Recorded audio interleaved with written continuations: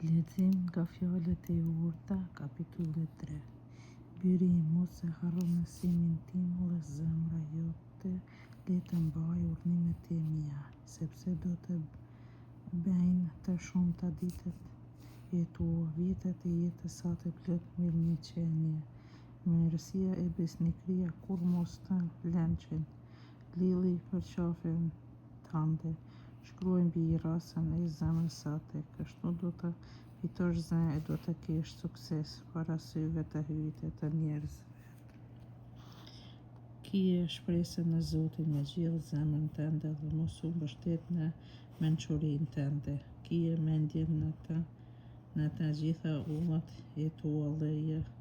Ai do t'i drejtoj hapat e tu, mos e mbaj vetveten të urtë, druaje Zotin e largohu në të keqes, ku do të jetë shëndet për trupin tënd dhe freskim për eshtrat e tu.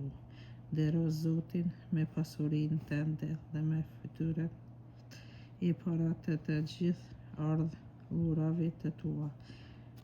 Drethnikët e tu do të mbushen me gurë, vezat e tua do të mbushen plot verë. Mos e përbuz birin im disiplinën e Zotit e mos të irritet kur ai të qortoj, sepse Zoti qorton atë që do, shqipur si baba fëmijët që e ka për zemër. Gëzimet e të urtëve. Lum njeriu që fitoi urtinë, e lum ai që e gjeti maturinë, sepse më mirë është të ftosh atë së argjend. Fryti I saj është më I vlefshëm se ari I pastër. Është ajo më e çmueshme se të gjitha perlat, dhe me të s'mund të krahasohet asnjë gjë e çmueshme.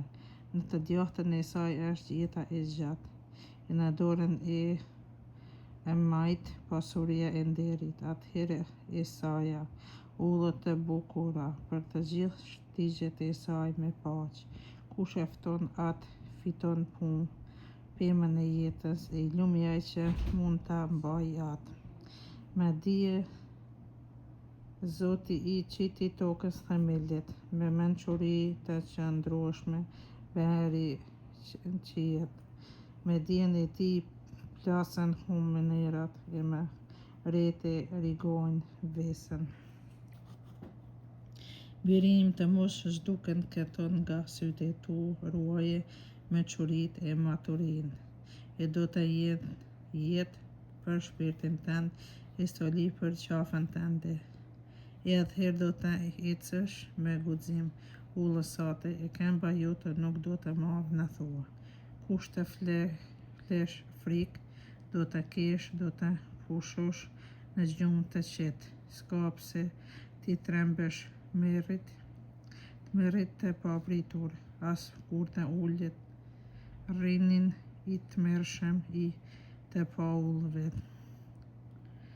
Sepse Zoti do të jetë në krahun tënd e do të ruaj këmbën tënde të mos pengohet.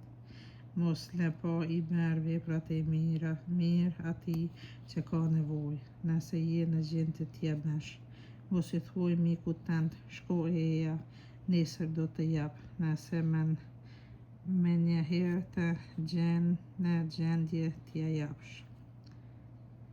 Mos I ndërgjo mikut tënd të keqen kur ai rri me ty se të zëbes.